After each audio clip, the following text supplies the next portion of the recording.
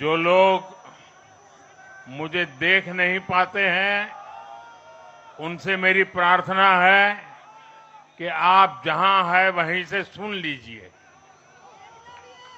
किसी को आगे पीछे करने के चक्कर में मत पड़िए। भारत माता की, भारत माता की। आज का ये दिन ऐतिहासिक है, अभूतपूर्व है। जब वर्षों की साधना सिद्धि में बदलती है, तो चेहरे पर जो खुशी होती है, वो खुशी आज मैं देश भर के भाजपा के कार्यकर्ता के चेहरे पर देख रहा हूं।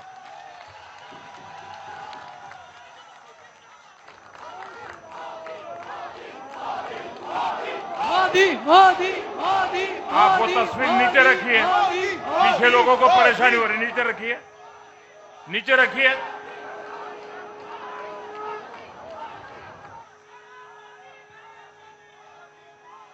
एक कार्यकर्ता होने के नाते मैं भाजपा के हर कार्यकर्ता की खुशी में शामिल हूं।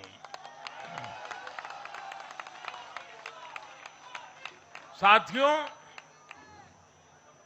आज का ये दिवस कई मायनों में खास है, विशेष है। ये देश के उज्जवल भविष्य की उद्घोषणा का दिन है। ये भरोसे का दिन है। भरोसा भारत के महान लोकतंत्र पर, भरोसा परफॉर्मेंस की पॉलिटिक्स पर, भरोसा स्थिरता के संकल्प पर, भरोसा एक भारत श्रेष्ठ भारत की भावना पर।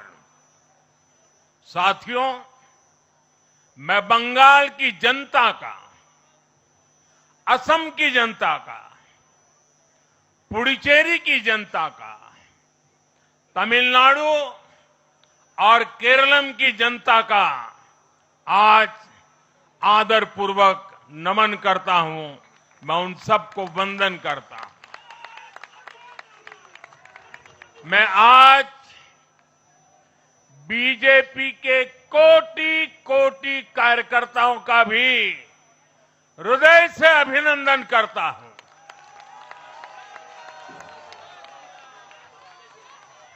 भाजपा के हर छोटे बड़े कार्यकर्ता ने एक बार फिर से कमाल कर दिया है, कमल खिला दिया है।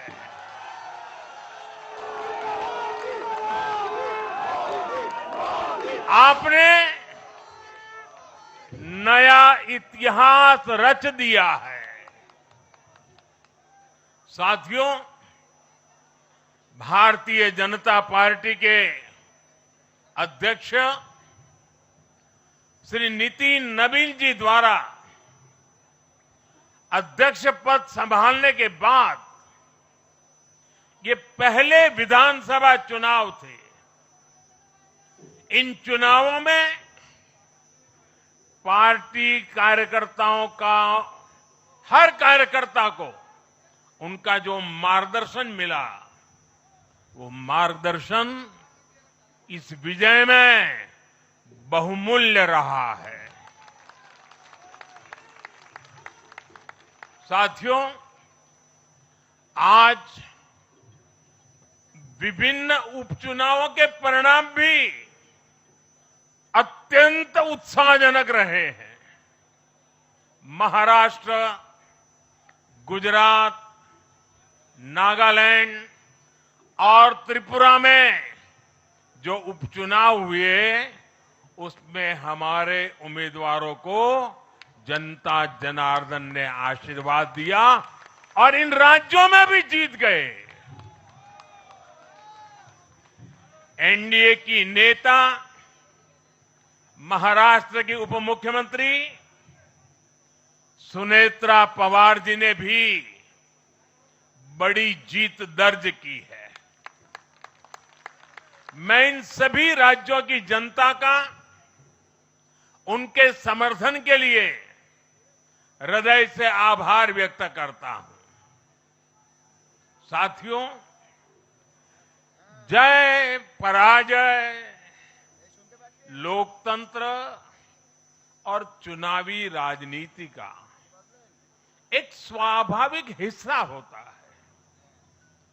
लेकिन 5 प्रदेशों की जनता ने पूरे विश्व को दिखाया है कि ये हमारा भारत मदर ऑफ डेमोक्रेसी क्यों है। लोकतंत्र, डेमोक्रेसी हमारे लिए सिर्फ एक तंत्र नहीं है, ये हमारी रगों में दौड़ता हुआ संस्कार है। ये हमारी रगों की संस्कार सरिता है। और आज सिर्फ भारत का लोकतंत्र ही नहीं जीता है, आज भारत का संविधान भी जीता है। हमारी संवैधानिक संस्थाएं जीती हैं, हमारी लोकतांत्रिक प्रक्रियाएं जीती है। पश्चिम बंगाल में करीब 93% मतदान होना अपने आप में ऐतिहासिक रहा है। असम, तमिलनाडु, पुडुचेरी और केरलम में भी मतदान के नए रिकॉर्ड बने हैं। इसमें भी महिलाओं की भागीदारी बहुत अधिक रही है। ये भारतीय लोकतंत्र की सबसे उजली तस्वीर बन रही है। साथियों, मैं आज चुनाव आयोग के सभी कर्मचारी भाई बहनों को, जो भी मतदान से जुड़े प्रक्रिया के सारे कर्मी थे, साथ साथ विशेष तौर पर सुरक्षा बलों का भी मैं आज बहुत बहुत अभिनंदन करता हूं। भारत के लोकतंत्र की गरिमाओं को बनाए रखने में आप सबका योगदान इतिहास हमेशा हमेशा याद रखेगा। साथियों, पिछले साल 14 नवंबर को जब बिहार चुनाव के नतीजे आए थे, तब मैंने इसी जगह से बीजेपी मुख्यालय से आप सबको कहा था, गंगा जी बिहार से आगे बहते हुए गंगा सागर तक जाती है। और आज बंगाल की जीत के साथ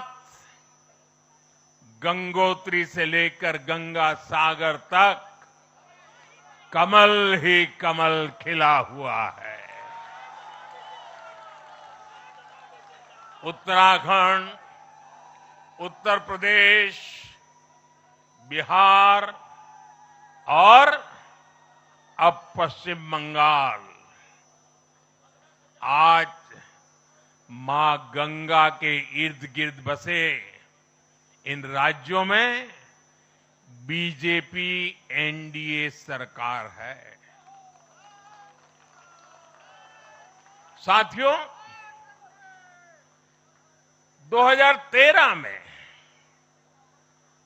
जब भारतीय जनता पार्टी ने मुझे प्रधानमंत्री के उम्मीदवार के रूप में भी काम दिया और जब मैं काशी में अपना नामांकन भरने गया था और पत्रकारों ने मुझे घेर लिया, तो स्वाभाविक रूप से मेरे हृदय से एक ध्वनि निकली थी और मैंने कहा था कि न मैं आया हूं, न मुझे किसी ने भेजा है, मां गंगा ने मुझे बुलाया है।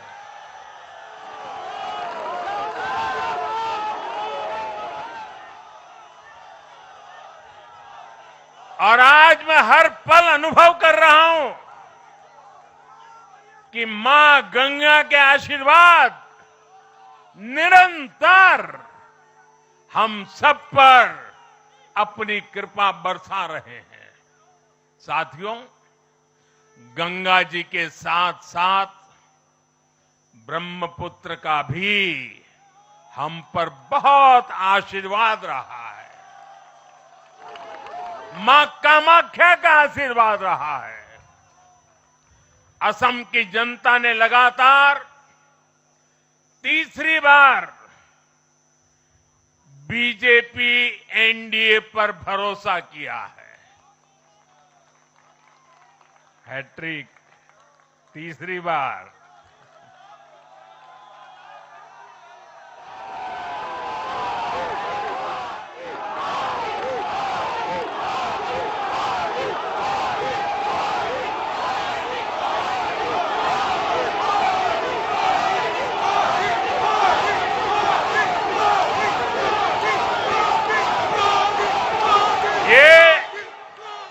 असम के इतिहास की बहुत बड़ी घटना है। असम के टी गार्डन्स वाले क्षेत्रों में भी बीजेपी को अभूतपूर्व समर्थन मिला है। श्रीमंत शंकरदेव जी, महायोद्धा लसित बोरफुकन जी, बोडोफा उपेंद्रनाथ ब्रह्मा जी, भूपेन हजारिका जी, ऐसे अनेक महान व्यक्तित्वों से प्रेरणा लेते हुए असम अपने विकास की रफ्तार अब और बढ़ाएगा।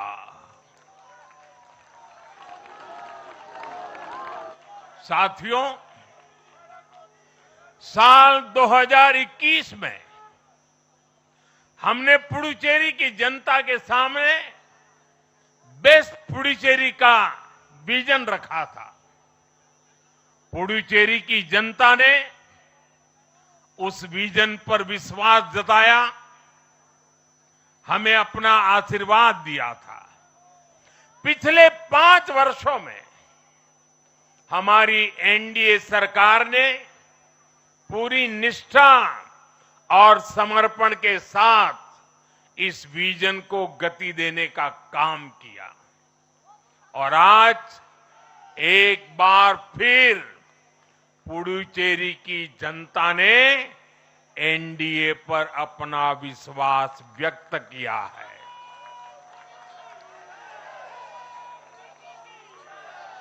मैं पुडुचेरी के युवाओं को, मेहनती फिशरमैन साथियों को भी विश्वास दिलाता हूं, एनडीए सरकार आपके उज्जवल भविष्य के लिए निरंतर काम करती रहेगी।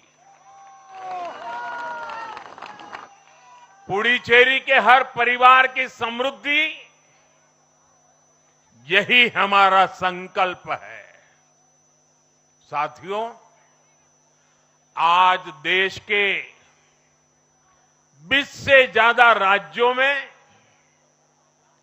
भाजपा एनडीए की सरकारें हैं। हमारा मंत्र है नागरिक देवो भव। हम जनता की सेवा में जुटे हुए हैं और इसलिए जनता भाजपा पर ज्यादा से ज्यादा भरोसा कर रही है। जनता साफ देख रही है, जहां भाजपा वहां गुड गवर्नेंस, जहां भाजपा वहां विकास। आप बीते 2 साल के ट्रेंड को देखिए। हरियाणा में लगातार तीसरी बार बीजेपी सरकार बनी। महाराष्ट्र में बीजेपी की जोरदार विजय हुई। दिल्ली में अभूतपूर्व जीत हासिल हुई। बिहार में भी हमें पहले से बड़ी विजय मिली और ये सफलता सिर्फ राज्यों के चुनाव में नहीं दिखी, ये सफलता लोकल गवर्नेंस के चुनाव में भी दिख रही है। साथियों, अभी 10 दिन पहले गुजरात के स्थानीय निकायों के परिणाम आए हैं। वहां बीजेपी 2.5-3 दशक से जनता की सेवा निरंतर कर रही है और हर चुनाव में जनता बीजेपी को आशीर्वाद के नए रिकॉर्ड बना रही है। गुजरात में इस बार बीजेपी को अब तक का हाईएस्ट वोट शेयर मिला है। ये भाजपा की गुड गवर्नेंस नीतियों की सफलता का बहुत बड़ा उदाहरण है। साथियों, आज भाजपा के कार्यकर्ता के रूप में मेरे मन में बार बार एक और बात आ रही है और वो बात यह है कि डॉक्टर श्यामा प्रसाद मुखर्जी की आत्मा को आज कितनी शांति मिली होगी।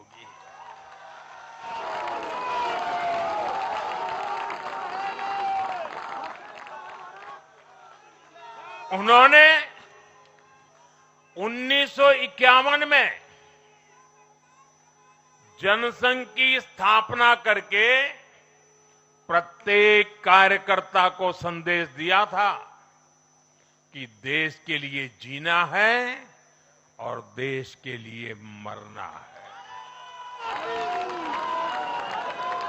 उन्होंने अपने जीवन से साबित किया कि राष्ट्र सर्वोपरि का मंत्र लेकर चलने वाले अपना जीवन देने में एक पल का भी संकोच नहीं करते।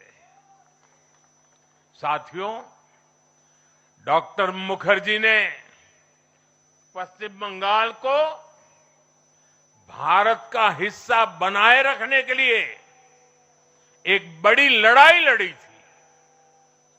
उन्होंने जिस सशक्त और समृद्ध बंगाल का सपना देखा था, वो सपना कई दशकों से पूरा होने का इंतजार कर रहा था।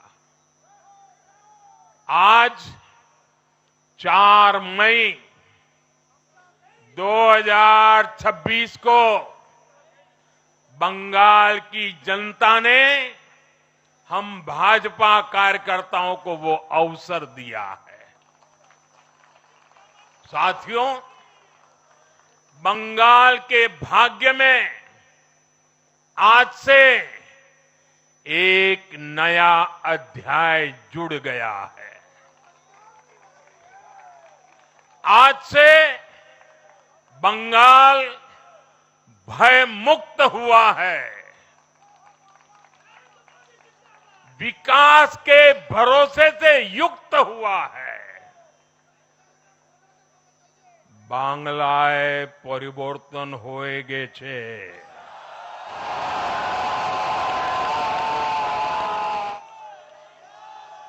साथियों, इस जीत के साथ साथ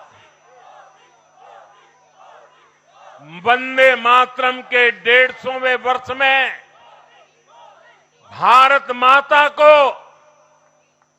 और ऋषि बंकिम जी को बंगाल के लोगों ने अपना सादर नमन प्रेषित किया है। योगीराज श्री अरविंदो को भी मतदाताओं ने ऐतिहासिक श्रद्धांजलि दी है। साथियों, बंगाल में हमारे कितने ही कार्यकर्ताओं ने अपना जीवन इस जीत के लिए समर्पित किया है। भाजपा की कितनी महिला कार्यकर्ताओं को तमाम अत्याचार सहने पड़े हैं। आप कल्पना नहीं कर सकते कि केरल में और बंगाल में भाजपा के हर कार्यकर्ता को कितनी मुसीबतें झेलनी पड़ी है, उन पर कितने जुल्म हुए हैं, कितने अत्याचार हुए हैं। मैं आज बंगाल में भारतीय जनता पार्टी की सफलता का श्रेय ऐसे सभी कार्यकर्ताओं को, उनके परिवारों को देता हूं। मैं जीत बंगाल की जनता को समर्पित करता हूं।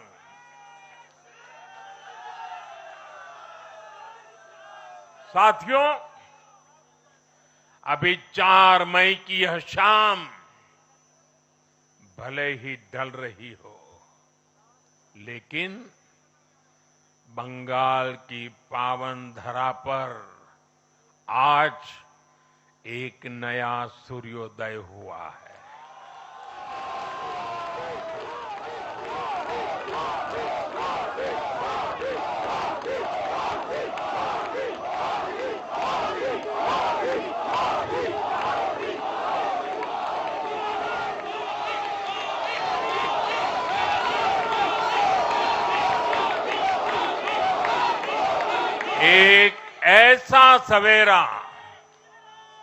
एक ऐसा सवेरा जिसका इंतजार पीढ़ियों ने किया है। भाजपा ने जितनी सीटें जीती वो महज एक चुनावी आंकड़ा नहीं है, ये उस अड़िग विश्वास की हुंकार है जिसने डर, तुष्टीकरण और हिंसा की राजनीति को जड़ से उखाड़ फेंका है।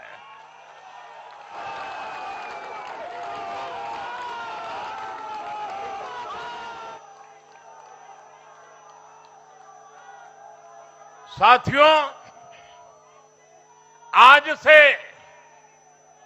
बंगाल के भविष्य की एक ऐसी यात्रा शुरू हो रही है जहां विकास, अटूट विश्वास और नई उम्मीदें कदम से कदम मिलाकर चलेगी। मैं आज हर बंगालवासी को भरोसा देता हूं, बंगाल के बेहतर भविष्य के लिए भाजपा दिन रात एक कर देगी। बंगाल में अब महिलाओं को सुरक्षा का माहौल मिलेगा, युवाओं को रोजगार मिलेगा, पलायन रुकेगा। पहली कैबिनेट में ही आयुष्मान भारत योजना को हरी झंडी दिखाई जाएगी और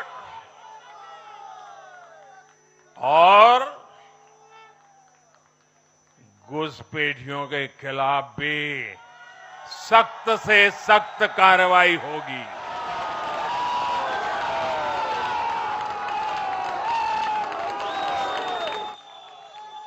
साथियों, इस महाविजय की दहलीज पर खड़े होकर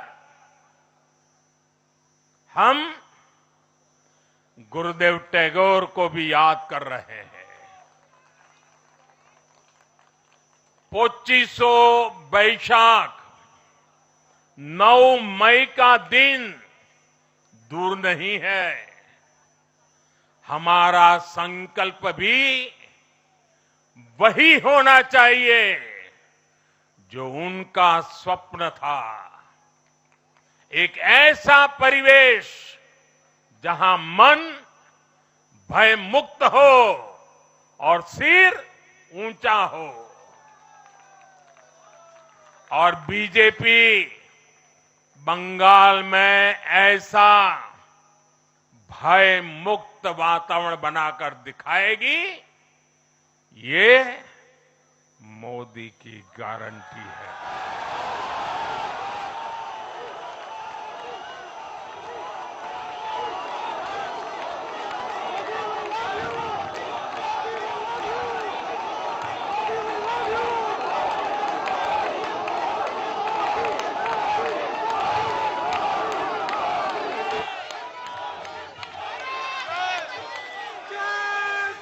साथियों, बंगाल के ये चुनाव एक और वजह से बहुत खास रहे हैं। आप याद कीजिए, बंगाल चुनाव के समय कैसी खबरें आती थी। हिंसा, डर और निर्दोष लोगों की मौतें। लेकिन इस बार पूरे देश ने एक नई खबर सुनी। पश्चिम बंगाल में शांतिपूर्ण मतदान हुआ। पहली बार ऐसा हुआ कि चुनावी हिंसा में एक भी निर्दोष नागरिक की जान नहीं गई। लोकतंत्र के इस महापर्व में बंदूक की आवाज नहीं, जनता जनार्दन की आवाज गूंजी। पहली बार डर नहीं, लोकतंत्र जीता है। साथियों, आज जब बंगाल ने परिवर्तन के नए दौर में प्रवेश किया है, तो मैं बंगाल के हर राजनीतिक दल से एक आग्रह भी करना चाहता हूं। बंगाल में बीते दशकों में राजनीतिक हिंसा की वजह से न जाने कितनी जिंदगियां बर्बाद हो चुकी है। मेरा स्पष्ट मानना है कि आज से बंगाल की इस चुनावी जो आदतें फैली हुई हैं, उसमें बदलाव आना चाहिए।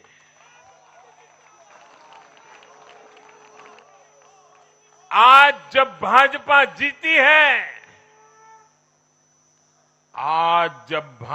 जीती है, तो बदला नहीं, बदलाव की बात होनी चाहिए। भय नहीं, भविष्य की बात होनी चाहिए। मेरी सभी राजनीतिक दलों के कार्यकर्ताओं से अपील है, आइए हिंसा के इस अंतहीन चक्र को हमेशा के लिए खत्म करें।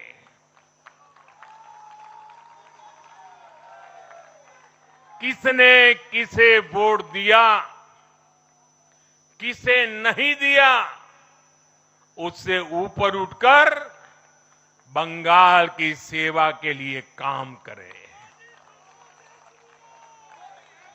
साथियों, इन राज्यों में चुनाव और उसके नतीजों की राजनीतिक एक्सपर्ट्स अपने अपने तरीके से समीक्षा कर रहे हैं, लेकिन इन नतीजों की एक और बहुत अहम बात है, इनकी टाइमिंग।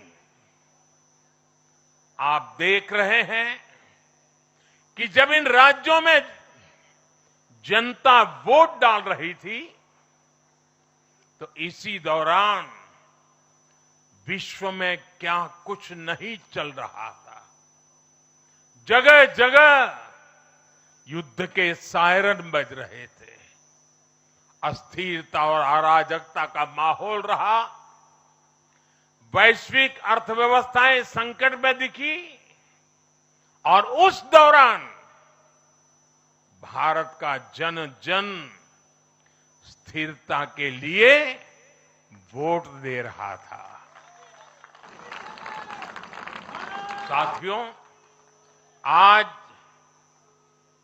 पश्चिमी एशिया में चल रहे संकट का पूरे विश्व पर बुरा असर पड़ा है, लेकिन भारत पूरे सामर्थ्य से इस संकट का सामना कर रहा है। इस चुनाव परिणाम ने भी दिखाया है कि भारत इस चुनौती में भी एकजुट है, एक मत है, एक लक्ष्य से संकल्पित है, और वो लक्ष्य है विकसित भारत। विकसित भारत का लक्ष्य लेकर के हम निकले हैं। साथियों, विकसित भारत के संकल्प की सिद्धि में पूर्वोदय का बहुत बड़ा महत्व है। जब भारत समृद्ध था, आर्थिक, राजनीतिक और सांस्कृतिक सामर्थ्य के चरम पर था, तो उसके 3 मजबूत स्तंभ थे। ये स्तंभ थे अंग, अंग यानी आज का बिहार, बंग यानी आज का बंगाल, और कलिंग यानी आज का उड़ीसा। कलिंग उस समय हिंद महासागर के समुद्री व्यापार का एक छत्र सम्राट था। कलिंग के बंदरगाह पूरे एशिया तक भारत के उत्पादों को पहुंचाते थे। वही अंग सूत, रेशम और अन्य व्यापार के साथ साथ नालंदा और विक्रमशिला जैसे एजुकेशन सेंटर्स का भी हब था। और बंग वो सांस्कृतिक धरती थी जहां से भारत की आत्मा की आवाज उठती थी। साथियों, गुलामी के कालखंड में जैसे जैसे समृद्ध भारत के मजबूत पिलर कमजोर होते गए, भारत का सामर्थ्य भी क्षीण होता गया। इसलिए विकसित भारत के निर्माण के लिए इन तीनों स्तंभों का फिर से मजबूत होना बहुत आवश्यक है। और मुझे बहुत गर्व है कि अंग, बंग और कलिंग ने इस महाअभियान के लिए बीजेपी को चुन लिया है, एनडीए पर भरोसा किया है। साथियों, विकसित भारत के निर्माण का एक और महत्वपूर्ण पिलर भारत की नारी शक्ति है। नारी शक्ति अब विकसित भारत के निर्माण में तेजी से आगे बढ़ रही है, लेकिन नारी शक्ति की इस रफ्तार को कांग्रेस और उसके सहयोगियों ने कुछ दिन पहले रोकने का काम किया है। इन नारी विरोधी दलों ने संसद में नारी शक्ति वंदन संशोधन को पास नहीं होने दिया और इसलिए मैंने कुछ दिन पहले कहा भी था कि महिलाओं के आरक्षण का विरोध करने वाले ऐसे दलों को महिलाओं का आक्रोश झेलना पड़ेगा। आज कांग्रेस, टीएमसी और डीएमके को बहनों बेटियों ने सजा दी है। केरलम में लेफ्ट के 10 सालों के कुशासन का फायदा कांग्रेस को जरूर मिला है, लेकिन मुझे विश्वास है केरलम की बहनें भी अगले चुनावों में कांग्रेस को जरूर सबक सिखाएगी। साथियों, जिस समाजवादी पार्टी ने संसद में महिला आरक्षण को रोका है, उसे भी यूपी की महिलाओं का आक्रोश सहना पड़ेगा। महिला विरोधी समाजवादी पार्टी कुछ भी करके अपने पाप को कभी धुल नहीं पाएगी।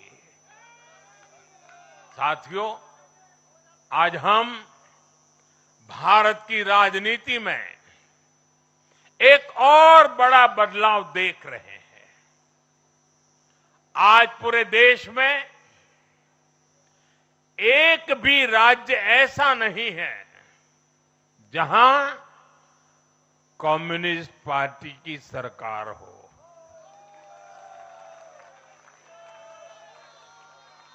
एक भी नहीं है। ये सिर्फ सियासत का बदलाव नहीं है, ये सोच का बदलाव है। ये बताता है कि विकसित होता हुआ भारत किस दिशा में आगे बढ़ना चाहता है। आज का भारत अवसर चाहता है, विकास चाहता है, विश्वास चाहता है। आज का भारत प्रगति चाहता है, स्थिरता चाहता है और आज का भारत ऐसी राजनीति चाहता है जो देश को आगे बढ़ाए। लेकिन साथियों, दुर्भाग्य से आज की कांग्रेस बिल्कुल विपरीत दिशा में चल पड़ी है। ऐसे समय में जब पूरा देश कम्युनिज्म से किनारा कर चुका है, कांग्रेस उसी विचारधारा को अपनाने में लगी है जिसे देश ने ठुकरा दिया है। जो माओवाद जंगलों में समाप्त हो रहा है, वो अब कांग्रेस में अपनी जड़ें मजबूत कर चुका है और इसलिए कांग्रेस अर्बन नक्सलियों का गिरोह बनती जा रही है। कांग्रेस को एक बात नहीं भूलनी चाहिए, जिस विचार को जनता ने ठुकराया उसे जो अपनाएगा जनता उसे भी ठुकराएगी। साथियों, आज देश का हर राज्य भी एक दूसरे से लड़कर नहीं, एक दूसरे के साथ मिलकर आगे बढ़ना चाहता है। इन चुनावों ने इस संदेश को भी बहुत स्पष्ट किया है। बंगाल, तमिलनाडु और केरल में जिन 3 सरकारों को जनता ने सत्ता से बाहर किया, उनकी एक समान पहचान थी, विभाजन की राजनीति। यही उनकी पहचान थी। उनकी राजनीति जोड़ने की नहीं, तोड़ने की थी। कभी भाषा के नाम पर विवाद खड़ा किया गया, कभी खाने पीने की आदतों को लेकर समाज को बांटने की कोशिश हुई, और कभी अपने ही देश के लोगों को बाहरी तक कहा गया।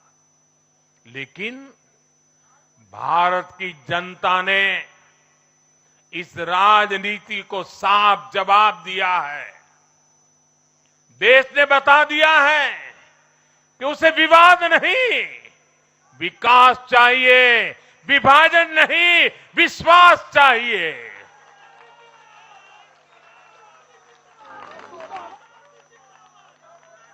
साथियों, आजादी के बाद कांग्रेस ने देश के करीब करीब हर राज्य में सरकारें बनाई। ये आजादी के आंदोलन का जो इमोशन था, उसका उनको लाभ मिला था, उसमें से उपजा हुआ जनादेश था। लेकिन जैसे जैसे आजादी के आंदोलन का इमोशन से आगे निकल करके देश धरातल के काम पर लौटा, वैसे वैसे कांग्रेस जनता का भरोसा खोती चली गई। बीते दशकों में देश ने युवाओं की अनेक पीढ़ियां जोड़ी है, लेकिन कांग्रेस घटती ही चली गई है। कांग्रेस देश की संस्कृति को नहीं समझ पाई, देश की संवेदनाओं को समझ नहीं पाई। कांग्रेस एस्पिरेशंस की राजनीति जानती ही नहीं है। साथियों, बीजेपी के लिए भारत और भारतीयता के भाव से बड़ा और कुछ भी नहीं है। हमारे लिए भारत सब कुछ है, भारतीयता सब कुछ है। और बीजेपी सिर्फ नेशनल पार्टी है, इतना ही नहीं है, ये रीजनल एस्पिरेशन से नेशनल एम्बिशंस को पूरा करने वाली पार्टी है।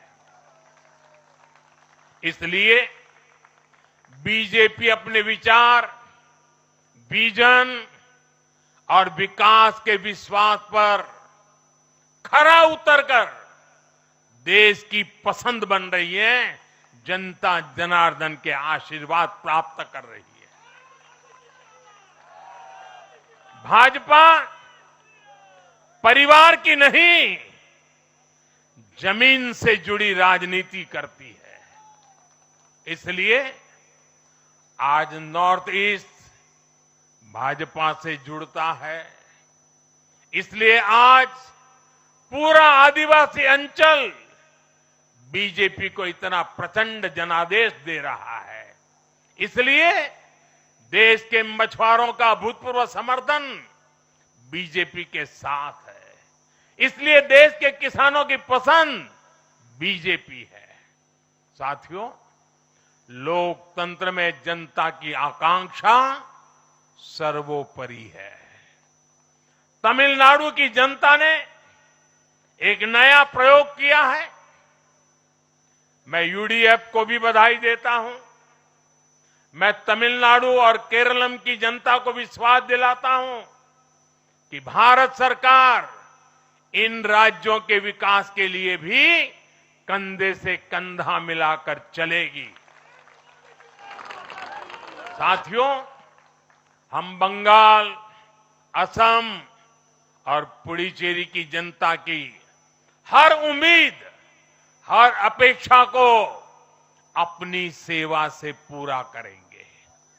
इसी विश्वास के साथ बंगाल, असम और पुडुचेरी में एक बार फिर से बीजेपी एनडीए को विजयी बनाने के लिए, लोकतंत्र को विजयी बनाने के लिए मैं सभी नागरिकों का, सभी मतदाताओं का और सभी देशवासियों का हृदय से आभार व्यक्त करता हूं और सर झुका करके उनका ऋण स्वीकार करता हूं। मेरे साथ बोलिए, भारत माता की, भारत माता की, भारत माता की, वंदे वंदे वंदे वंदे वंदे वंदे।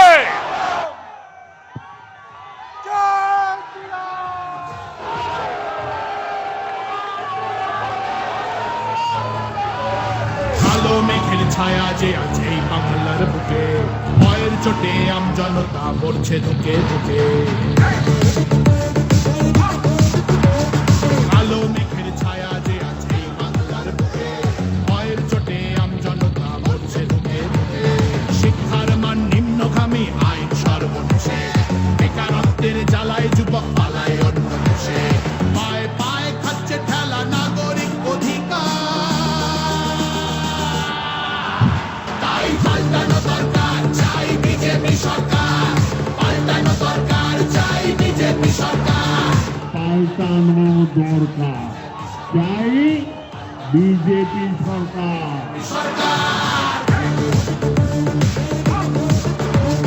26,000 চাকরি গেল, যোগ্য পায় না বিচার। কয়লা বালি গরু মানুষ সবই হচ্ছে পাচার। ঘাটের তলায় লুকিয়ে রাখা কালো টাকার পাহাড়। প্রতিবাদ করলে বলে বিরোধী ধরে মার। সব দুঃখ ঘোচাতে হবে। सभी कार्यकर्ताओं से निवेदन है कि भोजन की व्यवस्था है।